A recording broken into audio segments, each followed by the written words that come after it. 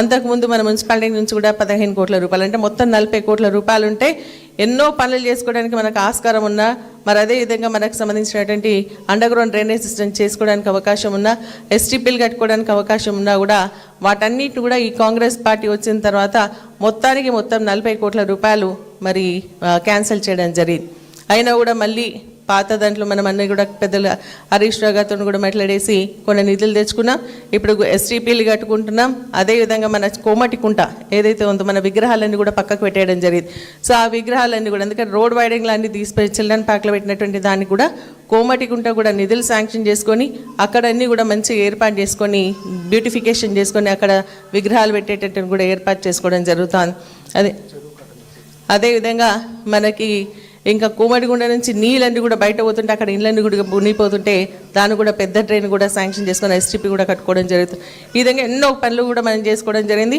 నిన్న కూడా మనకు టూరిజంకి సంబంధించినటువంటి వాళ్ళు కూడా 3 కోట్లకు సంబంధించినటువంటి నిధులు శాంక్షన్ చేసి ఏ విధంగా అభివృద్ధి చేయాలని చెప్పేసి రాయరావు చెరువును కూడా ఇన్స్పెక్ట్ చేసుకోవడం జరిగింది.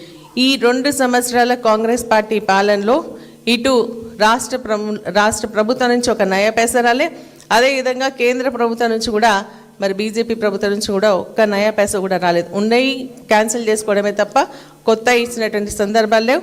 మనం ఎమ్మెల్యే కోటా కింద కూడా కొన్ని ఇండ్లు ఇవ్వడం జరిగింది. మున్సిపాలిటీకి సంబంధించి గతంలో కేసీఆర్ గారు డబుల్ బెడ్రూమ్లు కట్టించడం జరిగింది. 500 ఇండ్లు ఇచ్చి ఇండ్ల స్థలాలు లేకుండా రెంటెడ్ ఇంట్లో ఉంటున్నటువంటి వాళ్ళకి కానీ, లేదంటే మనకి ఇంకా ఒక్కొక్క ఇంట్లో 3-4 కుటుంబాలు ఉంటున్నటువంటి వారిని గమనించి మరి ఇండ్లు ఇవ్వాలని ఆలోచనతో శాంక్షన్ చేస్తే ఈ ప్రభుత్వం అన్నీ కంప్లీట్ అయిపోయినాయి. 95% కంప్లీట్ అయిపోయింది. ఒక్క ట్రాన్స్ఫార్మర్ పెట్టి మరి వాళ్ళకి ఇండ్లు ఇచ్చేస్తే అయిపోయేదాన్ని కూడా ఈరోజు కాంగ్రెస్ పార్టీ మరి పక్కన పెట్టడం జరిగింది. ఆ ఇండ్లు కూడా పడిపోయేటువంటి పరిస్థితికి వస్తామని చెప్పేసి కూడా తెలియజేస్తున్నా. ఇంకా 248 ఇండ్లు కట్టాల్సినటువంటి అవసరం ఉంది. కేవలం ఒక 9 కోట్ల రూపాయలు ఇస్తే అవన్నీ కూడా కంప్లీట్ అయిపోతాయి. కానీ ఇంతవరకు ఒక్క రూపాయి కూడా ఇవ్వకుండా ఆ ఇండ్లు కూడా మరి పెండింగ్ పెట్టడం జరిగింది. మీ అందరి సమక్షంలో మనం ధర్నా కూడా చేసినాం. ధర్నా వేసి మీరు పండుగ లోపల ఇవ్వకపోతే మేమే జబర్దస్త్ దాంట్లో గుజాయిస్తామని చెప్పేసి చెప్తే మళ్ళీ ఇప్పుడు ఎంక్వైరీ డ్రామా మొదలు పెట్టాను. ఎందుకంటే ఎలక్షన్స్ వస్తున్నాయి కదా, మళ్ళీ ఎంక్వైరీ అని డ్రామా పెట్టడం జరిగింది.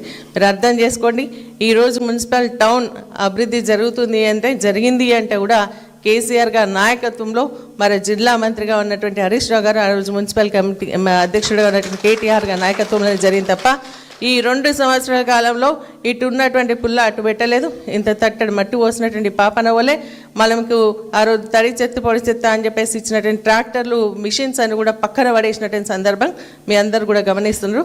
అందుకనే ఈరోజు బీజేపీ నుంచి కానీ మరి అదేవిధంగా కాంగ్రెస్ పార్టీ నుంచి కానీ ఏం పనులు జరుగుతలేవు. మరి మేము బీఆర్ఎస్ పార్టీలో జరుగుతాం, కేసీఆర్ గారి నాయకత్వాన్ని బలపరుస్తామన్న ఒక ఆలోచనతో బీజేఎం అధ్యక్షులైనటువంటి మన బీజేవైఎం పనిచేసినటువంటి మరి ఈరోజు municipal town president vice president అయినటువంటి మహేందర్ గౌడ్ గారు, వారికి సంబంధించినటువంటి వాళ్ళ సహచరులతో పార్టీలో జాయిన్ చేస్తున్నందుకు వారిని అందరూ కూడా మనస్ఫూర్తిగా అభినందిస్తూ